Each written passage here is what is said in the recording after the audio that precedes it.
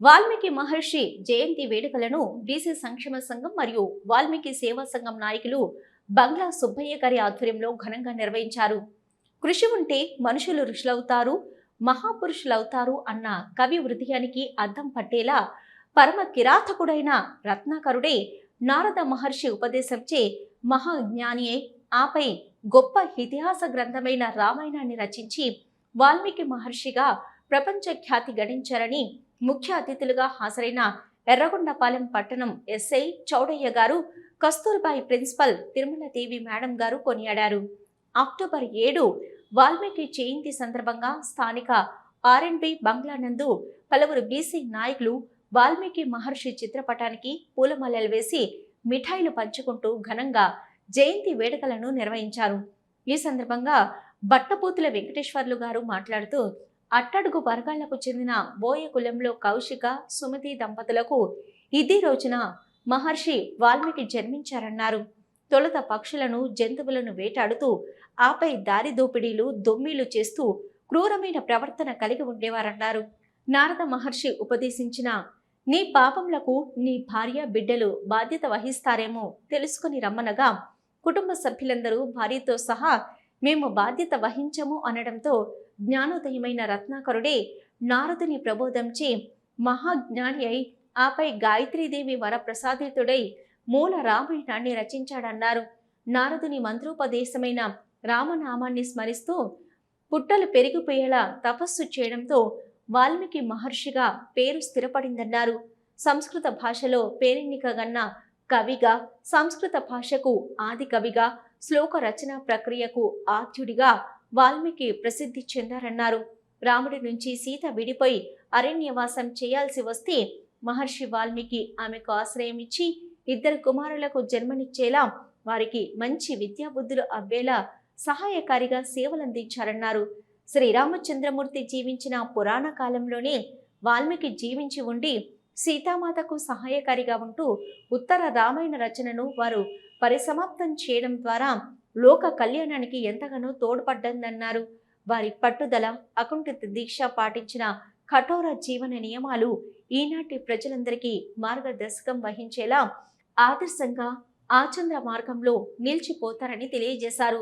Doctor బట్టపోతుల Venkateswarlu general secretary, ఇంకా ఈ కార్యక్రమంలో ముఖ్య అతిథిగా పట్టణం ఎస్ఐ చౌడయ్య గారు, కస్తూరిబాయి ప్రిన్సిపల్ తిరుమలదేవి గారు, సిపిఐ పార్టీ నాయకులు చిన్నయ్య గారు, బీసీ సంక్షేమ సంఘం అధ్యక్షులు, సొసైటీ చైర్మన్ యాపర్తి వీరయ్య గారు, వాల్మీకి నాయకులు బంగ్లా సుబ్బయ్య, రాష్ట్ర వైస్ ప్రెసిడెంట్ ఆలేటి నాగయ్య గారు, ఎం వెంకటేశ్వర్లు గారు, విఆర్ఓ పిక్కిలి చిన్నయ్య గారు, బ్రహ్మసాని సుబ్బారావు గారు, సిపిఐ పార్టీ ఎర్రగుంటపాలెం సెక్రటరీ బాణాల రామయ్య గారు, రాష్ట్ర కౌన్సిల్ మెంబర్ త్రిపురాంతకం మండలం సిపిఐ పార్టీ నాయకులు దేవండ్ల శ్రీనివాస్ గారు, ఎర్రగొండపాలెం సిపిఐ పార్టీ నాయకులు కృష్ణగౌడ్, పూర్ణకంటి తిరుమలయ్య గారు, సింగప్రసాద్ గారు, నల్లబోతుల వెంకటేశ్వర్లు గారు, ఎర్రగొండపాలెం బీసీ సంక్షేమ సంఘం మండల అధ్యక్షులు పండ్ల బ్రహ్మయ్య గారు, అధికార ప్రతినిధి మూటుకూరు వెంకటేశ్వర్లు గారు, గౌరవ అధ్యక్షులు వెంకటయ్య గౌడ్ గారు, యువజన సంఘం అధ్యక్షులు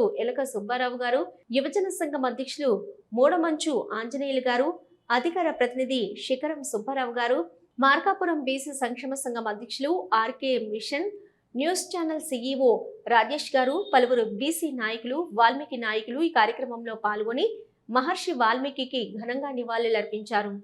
ఇట్లు doctor Battaputhula Venkateswarlu general secretary, Yerragondapalem నియోజకవర్గం, ఆంధ్రప్రదేశ్ బీసీ సంక్షేమ సంఘం. అదేవిధంగా వాల్మీకి జయంతి సందర్భంగా వచ్చిన మన ప్రజానికానికి ధన్యవాదాలు. ముఖ్యంగా మనం వాల్మీకి మహర్షి గురించి తెలుసుకోవాల్సింది, మనం మొదటి కవి, ప్రపంచంలోని మొదటి కవి, మనకి ఆదర్శ గ్రంథాలైన రామాయణాన్ని రచించిన వ్యక్తి. మొదట్లో దొంగ అయినప్పటికీ పెద్ద అన్నట్టు దొంగ అయినట్టు అతను మార్పు చెంది ఒక మహర్షిలాగా మార్పు చెంది ఎంతోమంది ప్రజానికానికి, ముఖ్యంగా భారతదేశానికి ఆదర్శంగా నిలబడి ఒక హిందూ మతానికి ఆదర్శంగా ఉన్న వ్యక్తి. అలాగే మనం కూడా ఆయన్ని ఆదర్శంగా తీసుకొని ఆయన అడుగుజాడల్లో నడిచి ఒక కుటుంబ వ్యవస్థని, ఇప్పుడున్న కుటుంబ వ్యవస్థలో చిన్న భిన్నంగా రకరకాల డిస్ప్యూట్తో మన స్టేషన్కి వస్తూ ఉన్నారు. అలా కాకుండా మన కుటుంబ వ్యవస్థను కాపాడుకునే ఆ, ధర్మం బాధ్యత మనకు ఖచ్చితంగా ఉంది ఎంత అనుకున్నా. ఆ కుటుంబ పాలన సరిగ్గా ఉన్నప్పుడే దేశం బాగుంటుంది. ఒక విలేజ్ కానీ గ్రామం కానీ ఒక కుటుంబం బాగున్నప్పుడు ఆ గ్రామం కానీ పట్టణం కానీ బాగుంటుంది. ఆ పట్టణాలన్నీ బాగున్నప్పుడే దేశం బాగుంటుంది. దేశం బాగున్నప్పుడు మిగతా ప్రపంచం దేశాలు చూసి మనల్ని ఆదర్శంగా తీసుకుంటాయి. ముఖ్యంగా మనది కుటుంబ పాలనా వ్యవస్థ. భారతదేశం అంటే కుటుంబ పాలనా వ్యవస్థ. అది ఎక్కడి నుంచి వచ్చింది? మన పూర్వీకుల నుంచి, ముఖ్యంగా మన వాల్మీకి మహర్షి లాంటి పెద్ద పెద్ద వ్యక్తులు నుంచి నేర్చుకున్నది. మిగతా దేశాలు మన దేశాన్ని చూసి గర్వపడేది. ఎందుకంటే మన సిస్టమేటిక్ బాగుంటుంది. ఆయుర్వేదం కావచ్చు, ముఖ్యంగా కుటుంబ పాలనా వ్యవస్థ కావచ్చు, మన గ్రంథాలు కావచ్చు, మన ప్రాచీన జీవన విధానం అవన్నీ చూసి మనల్ని గౌరవిస్తుంది. భారతదేశం అంటే ప్రపంచ దేశాల్లో టాప్లో ఉంటుంది. ఒక ఐకానిక్ అనమాట. ఒక ఆదర్శంగా నిలబడిందంటే కారణం దానికి మన కుటుంబ పాలన అని చెప్పవచ్చు. ఈ అవకాశం ఇచ్చిన పెద్దలకి అందరికీ నా నమస్కారం. Thank you. గౌరవ ముఖ్య అతిథి ఎస్ఐ సార్ గారికి, అదేవిధంగా గురు వృద్ధుడు చెన్నై సార్ గారికి, ఇక్కడికి విచ్చేసిన సుబ్బయ్య సార్కి, ఈ కార్యనిర్వాహకులు డాక్టర్ వెంకటేశ్వర్లు సార్ గారికి, ఇక్కడ వేదిక మీద ఉన్న పెద్దలందరికీ, అదేవిధంగా ఈ కార్యక్రమానికి ఎంతో ఆసక్తిగా వచ్చిన బీసీ సోదరులందరికీ మనస్ఫూర్తిగా హృదయపూర్వక శుభాభినందనలు, వాల్మీకి జయంతి శుభాకాంక్షలు తెలియజేస్తున్నాను. ఈరోజు మనం అందరం ఇక్కడ సమావేశమయ్యాం. ఒక వ్యక్తి ఒక శక్తిగా ఎదగాలంటే ఆ వ్యక్తిలో తపన ఉండాలి.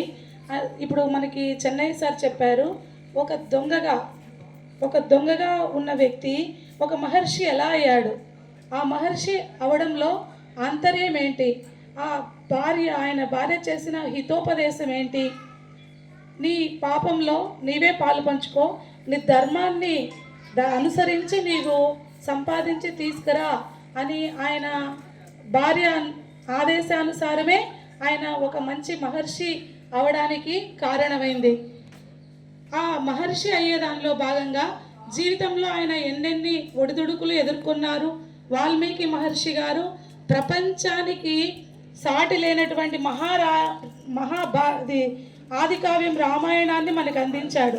రామాయణం ప్రపంచంలో ఉన్న ప్రామాణిక గ్రంథాలన్నిటిలోకెల్లా చాలా గొప్ప స్థానాన్ని అలంకరించింది. అలాంటి గొప్ప రామాయణాన్ని ఆయన రచించాడంటే అసంకల్పితంగా అడవిలో ఆయన తపస్సు చేసుకుంటున్నప్పుడు తామసీ నది ఒడ్డున తపస్సు చేస్తున్నాడంట. ఆ తపస్సులో వెళ్ళే భాగంగా ఒక పక్షుల జంట అక్కడ విహరిస్తూ ఉన్నాయి. క్రౌంచ పక్షుల జంట కొమ్మ మీద ఆనందంగా సంతోషంగా ఉన్నప్పుడు బోయవాడు వచ్చి దాన్ని వేటగాడు ఆ పక్షుల్లో 2 పక్షులు ఆనందంగా ఉన్న సమయంలో ఆ పక్షుల్లో ఒక పక్షిని కొట్టాడు. కొట్టినప్పుడు ఒక పక్షి నేల వాలిపోయింది. అప్రయత్నంగా వాల్మీకి మహర్షి నోటి వెంట మానిషాద ప్రతిష్ఠాంత మగమ శాశ్వతీ సమహ యత్ క్రౌంచ మిథునాదేకం అవధి కామమోహితం అని అప్రయత్నంగా ఆయన నోటి వెంట వచ్చిన ఈ పదాలు మహాకావ్యానికి నాంది పలికాయి. అప్పటి వరకు ఆయన నేను మహాకవి ఆదికవి అవుతానని కానీ నేను రామాయణాన్ని రచిస్తానని కానీ ఆయన అనుకోలేదు. ఆ క్రౌంచ పక్షులు ఆనందంగా ఉన్న సమయంలో వాటికి విఘ్నం కలిగించిన వేటగాడిని ఆయన అసంకల్పితంగా అన్నాడు, ఓ కిరాతుడా, ఆనందంగా ఉన్న క్రౌంచ పక్షుల్ని ఆనందం లేకుండా చేసి నిస్సహాయరాలను చేశావు ఆడపక్షిని, అది చాలా తప్పు అని ఆయన పలికిన పలుకులే మన రామాయణానికి ఆది కావ్యానికి నాంది పలుకులు అయ్యాయి. అలాగే మనం చదువుతూ ఉంటాం, చాలా విషయాల్లో చెప్తూ ఉంటాం. చెప్పడం కంటే ఆచరించి చూపించిన వారందరూ మహనీయులయ్యారు. ఆచరించి జీవితాన్ని దొంగ నుంచి మహర్షిగా ఆయన జీవితాన్ని మలుపు తిప్పిన మహనీయుడు ఆది కవి అన్నాం. ఇప్పుడు ప్రస్తుతం మన సమాజంలో నెలకొని ఉన్న సామాజిక రుగ్మతల్ని రూపుమాపడానికి ఇక్కడికి విచ్చేసిన మీ అందరూ ఆసక్తితో కానీ, ఈ కార్యక్రమాన్ని నిర్వహిస్తున్న పెద్దలందరూ కానీ, ఇక్కడ ఉన్న మంచి స్థానాల్లో ఉన్న పెద్దలైతేమి, విలువలతో తమ జీవితాన్ని పూర్తి చేస్తున్నటువంటి గొప్ప వ్యక్తులైతేనేమి, ఈ కార్యక్రమంలో ప్రతి ఒక్కళ్ళం భాగస్వాములమే. రామాయణాన్ని మనకి అందించిన ఆది కవి వాల్మీకితో పాటుగా మనందరం ఎలాంటి విలువల్ని కలిగి ఉండాలి. నైతికత అనేది నైతికత అనేది ప్రధాన పాత్ర వహిస్తుంది.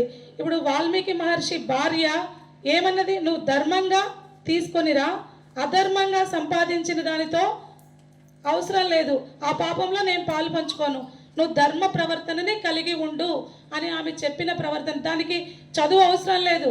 నైతిక విలువలు చాలా గొప్పవి. ఆ విలువలు మన సంతానానికి నేర్పిస్తే ఓ వ్యక్తి ఓ శక్తిగా ఎదుగుతాడు. దానికి నిదర్శనం మన భారతీయ ప్రధానమంత్రి నరేంద్ర మోడీ అయితేమి ఏ స్థాయి నుంచి ఏ స్థాయికి వారు ఎదిగారు, ఆ ఎదగడంలో భాగంగా వారి జీవితంలో ఎలాంటి విలువల్ని కలిగి ఉన్నారు, ఆ కలిగి ఉండడంలో భాగంగా మనం వారిని అనుసరిస్తున్నామంటే మనం మన జీవితాన్ని, మన కుటుంబాన్ని, మన సమాజాన్ని ఎలా పరిరక్షించుకోవాలి, సమాజాన్ని సంక్షేమం దృష్టిలో ఎలా తీసుకెళ్ళాలి, సామాజిక సంక్షేమమే మన బాధ్యతగా ప్రతి వ్యక్తి ఎదగాలని మనస్ఫూర్తిగా కోరుకుంటూ నాకు ఈ అవకాశం ఇచ్చిన అధ్యక్షుల వారికి ధన్యవాదాలు తెలియజేస్తూ